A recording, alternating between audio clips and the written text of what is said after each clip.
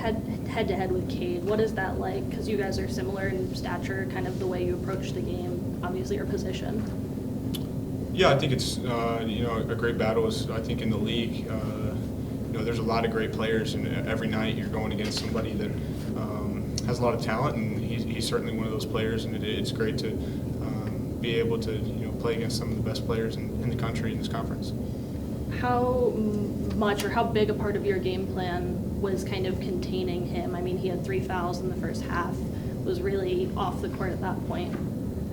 Yeah, I think all the credit just goes to KO. He had the assignment most of the night. And tonight we didn't do anything too special. I think KO just accepted the challenge and took it personal and did a great job of containing him. For both of you, you bring up KO. He's a freshman that played 34 minutes tonight. He is as good shooting the three as he is on defense. Did he kind of surprise you with the way he came in and has been able to play at this level? He's definitely surprised me. I didn't know he would be this good coming into college basketball. I was surprised to see him at the three because coming out of high school, he seemed to be a point guard. But he's growing into himself, his game. He has a very high ceiling, and he's just getting better and better every day. Atin, when you look at your last couple of games, this is your 5th straight game scoring at least 10 points, and this game you scored 18. What has kind of changed through the later part of the season? If there's anything with your mentality, your approach to the game, your approach with your teammates, what's been the process like for you? I would say just finding my spots, when I should score in the possession.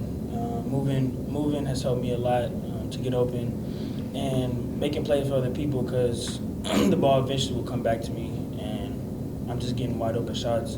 But my mentality, I just try to stay aggressive throughout the game. Don't let up.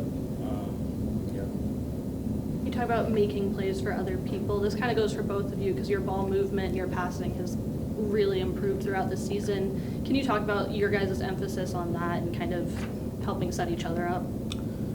Yeah, well, it's hard with 10 new guys. I think that's been a common theme throughout the year. But you got to learn how to play together. And I think this year that trust with each other isn't just there. That's got to be kind of built over time and experience. And the more we've played together, the more we trust each other, the more we figure out how to get each other open, what spots are best for guys. And I think throughout the last couple games, it's really shown that that trust is being built, and we're really coming together cohesively on offense. When you guys look at the schedule that you have ahead, is there any kind of points that peek out to you guys? Is there anything you guys have to focus on, or are you more focused on taking it one game at a time and just playing your style of basketball? Yeah, I said this last game too. It's one game at a time. It's an extreme attention to detail. As we know, a regular season title is on the line, and we know that can be decided by one possession, one play, and that attention to detail and just being engaged every day in practice, and then being ready to go for one game at a time to put ourselves in the best position, and we'll kind of live with the result.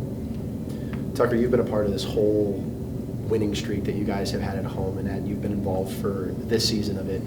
How much fun is it to recognize that you guys are on a historic run here at the Knapp Center? Well, I like winning, so it's fun. It feels good to be in the Knapp Center.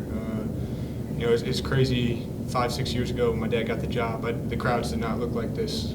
I think once or twice a year, you'd have a good student section, and kind of Saturday games were all right, and especially conference play. This place is rocking, and they're a big part of that winning streak. And like I said, when possessions are decided by one, or games are decided by one possession, and you never know that crowd, that energy, maybe locks you in for 1 or 2 possessions that it gets you kind of over that edge and gives you that spark. And I can't thank them enough, and what this home court advantage has become.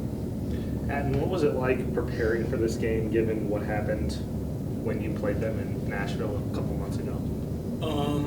Really just focusing on our team defense, staying connected. Last time we played them, we weren't the same team we were now, but we just had a terrible game.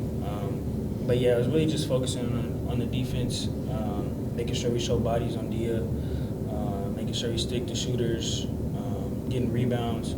They still had some offensive rebounds this game, but I think we did a better job on the glass. But yeah, I would really just say focusing on the defensive end. Did you look at it with more motivation? Oh, most definitely. I mean, if a team comes smack us at their home by 30, at a certain point it was 30, we gotta get our get back at some point. But I mean, we had a good crowd today, and it was very entertaining.